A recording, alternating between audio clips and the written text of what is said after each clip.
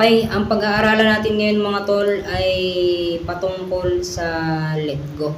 Okay, ito yung noon ko pa sana gagawin nung wala pa akong trabaho. Pero naging busy kaya ito napending sa akin. Ngayon nagkaroon ako ng time para gawin to. Kaya tara, samahan nyo ako. Let's go!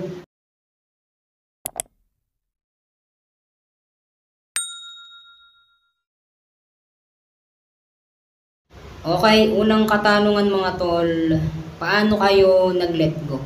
Throwback muna tayo. Nung nag-let go ako, 2018 yon mga tol. Babago pa lang ako dito sa JA1 Church. Merong nag-invite sa akin at dumating sa time na nagustuhan ko siya at dumating din sa time na iniiwasan niya ako, di niya ako pinapansin. Way back 2018 yun mga tol, babago pa lang ako dito. At meron nga isang babae akong nagustuhan. Dumating sa time na iniiwasan niya ako. At dumating din sa time na parang ako'y naiinis. Dito sa loob ng church, pag Sunday service, doon ako naupo sa kaliwa, sa gitna. So ngayon, medyo nadidistract ako kasi doon sila napwesto sa taas, dito sa may kanan. Ngayon, nakikita ko siya doon na may kasamang ibang lalaki. Lagi sila doon at dumating sa time na parang ako nadidistract. Ang ginawa ko, lumipat ako ng ibang tayo. Umalis ako doon sa kaliwa, sa unahan. So naghanap ako ng ibang tayo na hindi ko sila makikita at hindi nila ako makikita. At dumating sa time mga tol na ako'y nilalapitan ng babae at ako'y pinapansin niya. Ngayon, hindi ko na siya pinapansin. Okay, nagpatuloy pa rin ako kahit dumating sa time na hindi na ako ini-invite ng taong nag-invite sa akin na yun. At kusa akong dumadalo ng akin pero hindi ako nagpapakita.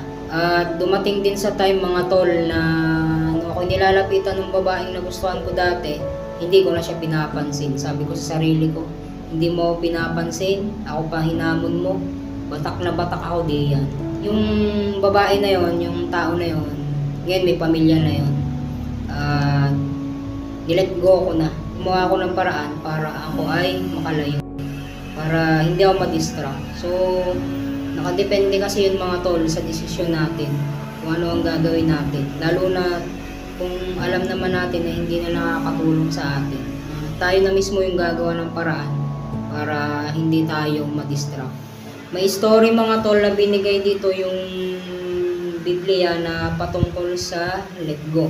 So sabi dito mga tol, akala daw ng mga tao si David ay magwawala, hihimatayin o lululun ng talaba o magpapakamatay.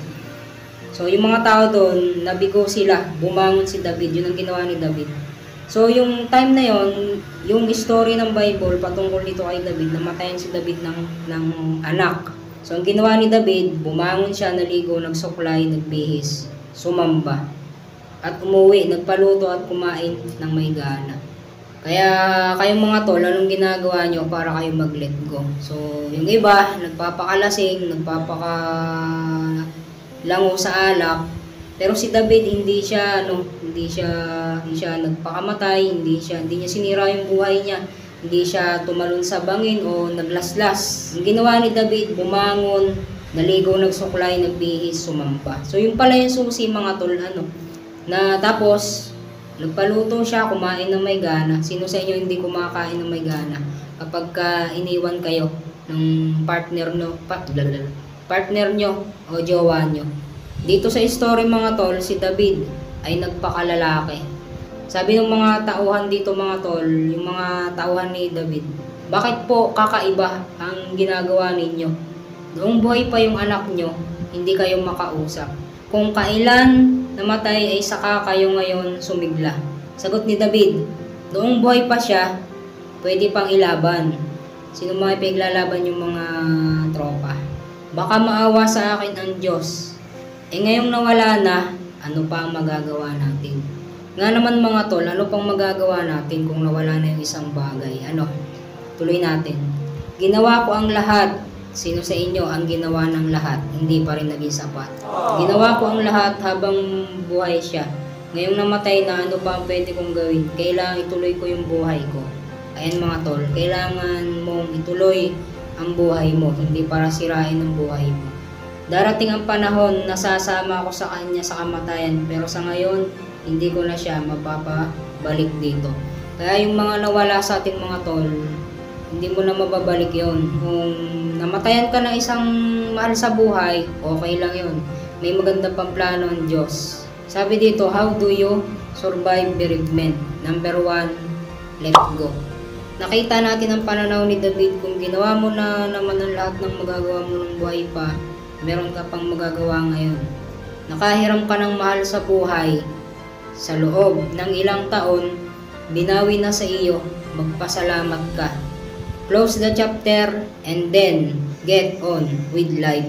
Etong story na to mga tol, mababasa natin sa 2 Samuel chapter 12, 18 hanggang 23. Okay mga tol, dito muna tayo sa part 1 at itutuloy ko na lang sa susunod yung part 2. Okay, at dito ko na rin po tatapusin ang video na to. Naway meron ka pong natutunan about sa let go. Mag-iingat po kayo palagi.